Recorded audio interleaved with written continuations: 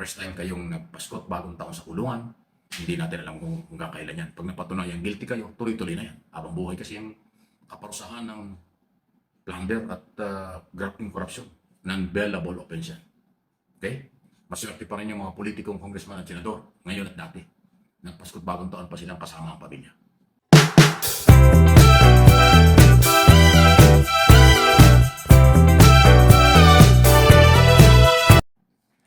Senador Bato de la Rosa, papasok na kaya? Magpapakita na kaya ngayong bagong taon? Kasi talagang itong nakalipas na last quarter, lalo na yung November, December, talagang hindi ko nagpakita sa Senado. Pati yung kanyang trabaho, sabihin na natin napabayaan na yung pagiging Vice Chairman ng Committee on Finance na bumalangkas ng budget for this year, 2026 na pinirmahan na ni Pangulong Marcos at ganap na batas.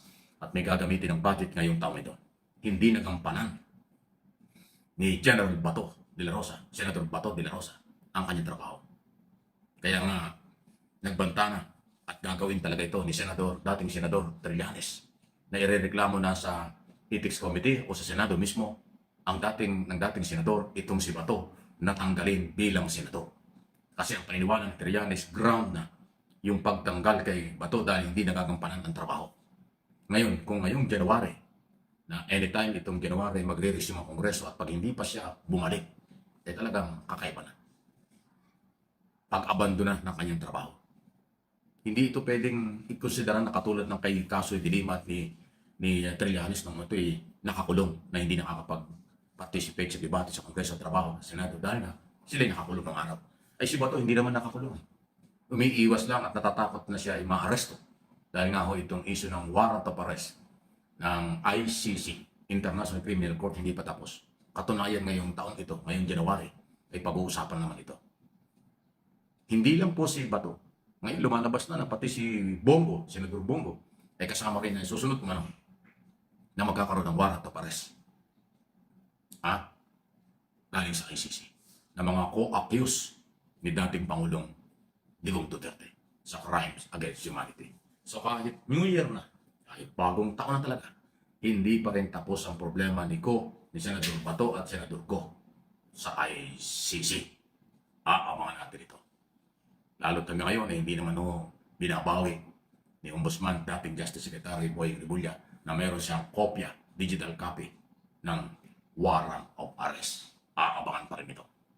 Senador Bato at Go, Happy New Year po. Good luck sa inyo. Sana inyo pong malampasan din at inyo pong maharap itong mga posibleng problemang inyong haharapin sa ICC. Dahil Pilipino ang complainant, Pilipino ang nagfile ng kaso. Huwag kayong maniwala na makikialam at makakapekto sa ICC judges ang ginawa ng Amerika. Wala po yun. Hindi pakikialaman ni Donald Trump, ang Pangulo ng Amerika, ang kaso ni Duterte sa ICC. Hindi pa nawawala sa mga kaisipan ng mga Amerikano at ng buong Estados Unidos ng pamahalaan nila yung pambabastos, panlalait, pagmumura na ginawa ni Digong Duterte kay President Barack Obama na wala at kawalan ng respeto sa mga puti at sa West Country. Hindi po yan mabubura sa kanila. Kaya huwag kayong umasang tutulungan kayo at walang magagawa ng tulong si Trump sa kaso ni Duterte. Yan ang totoo. Yung nagsasabing makakauwi na, pakakawala na ng ICC dahil gumalaw ang Amerika, fake news yan. Pambubudol yan. Yan naman ang inyong ginagawa madalas. Kawawa yung mga naniniwala sa inyo. Any comment? Reaction? Malaya po kayo. So hindi lang yan, ICC. Itong Ombudsman sa Sandigang Bayan naman, sa local issue, national issue, dahil sa flood control.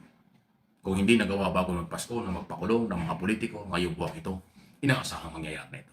Nagipit lang sa orasyon dahil nga ang haba ng bakasyon. 24 pa lang, wala nang trabaho ang gobyerno. So nag-resume na ng Monday, January 5, at tuloy-tuloy na yan. Wala nang balakid. Hindi kasi pwedeng palamigin or itigil, sa halip ay dapat mainit pa at ituloy-tuloy ang paghahanap ng katarungan, justisya, sa bilyon o trilyon na walang pera ng ating pamahalaan, ng taong bayan. Actually, pera ng taong bayan yan. Flood control is gone. Ituloy-tuloy na po yan at hindi na yung mapipigilan. Sa isang banda, kamusta kaya ang Pasko at naging bagong taon ni Sara Diskaya, ng mag-asawa, magkahiwalay, yung isa ay nakakulong sa Senado, mga district engineer, at yung iba pang mga na-arresto at sumurrender ng mga engineer sa scam na ito. First time kayong nagpaskot bagong taon sa kulungan, hindi natin alam kung hanggang kailan yan. Pag napatunayan guilty kayo, tuloy-tuloy na yan. Habang buhay kasi yung kaparusahan ng plunder at grafting corruption, non-bailable offense yan. Okay? Maswerte pa rin yung mga politikong congressman at senador, ngayon at dati. Nagpaskot bagong taon pa silang kasama ang pamilya. Pero this time, ngayong bagong taon, ang lahat ng ebidensya at dokumento ay patungo na ng korte, hindi na mo mangyayari yan. Na kayo magpakaligaya pa, hahanapin na kayo. Katulad ni Sandy ko na wanted na, pugante na, patong-patong na ang kaso at warrant of arrest ay pa rin umuwi. Di ba? Hindi lang po sa plunder case. Ako naniniwalang magiging mas aktibo ang ating mga korte at law enforcement agency sa pagpapatupad ng warrant of arrest na matagal lang na-issue. Katulad ng na-issue ng korte, katulad ng warrant of arrest laban kay General Bantag, na ngayon po ay nawawala pa rin doon sa kaso ng Persilapit. Okay? Si Harry Roque na ngayon ay pasikip ng pasikip ang mundong ginagalawan, maliban lang kung siya ay pinoprotektahan ng ambassador dyan sa Austria, na anak ni Gloria Macapagal-Arroyo. Sana huwag ganun kasi matadami siya dyan. Wala na ho sa Netherlands si Roque. Nasa Vienna, Austria na. Kanyang tinitiis ang sobrang lamig ngayong panahon ito doon sa kanyang bansang pinagtataguan. Abogado yan eh. Pero ayaw harapin ang kaso sa Pilipinas. Abogado pero takot sa batas.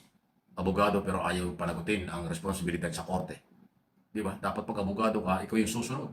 Nasusunod sa korte kasi ang abogado ay, siya po yung mananggol. Officer of the court. Ang mga abogado. Di ba? Pero yung kanyang kasong non-bailable offense, ang mahigpit na kinatatakutan ni Harry Roque. Ang masakit dito may mga kaso na nga siya. May warrant of arrest na, pugante na ang dating, pero ayaw tumigil ng kababatikos. Puro people power na sinasabi at dapat tanggalin. Akala niya pag natanggal si Pangulong Marcos, wala na yung kanyang kaso. Hindi ganon. Kahit sino maging Pangulo, tuloy pa rin ang mga kaso niyo. At kung si Sara Duterte, inaasahan niyo, anong klase namang gobyerno kung uupo ka para i-dismiss ang kaso ng mga kasamahan. Hindi pwede mangyari yun. At yun naman ang gusto nilang gawin. Kaya nga, big challenge ito sa mga Pilipino sa tamang eleksyon sa 2028. Yung gusto natin presidente, yung kayang sumunod sa batas. Yung may kakayanan pang local, national at international na mga galaw. Pang international na leadership. Hindi yung pang barangay o pang local ang kailangan natin. Yung mayroong kredibilidad, may kaalaman sa national at international issue. Sa totoo lang, ang kailangan nating susunod na Pangulo.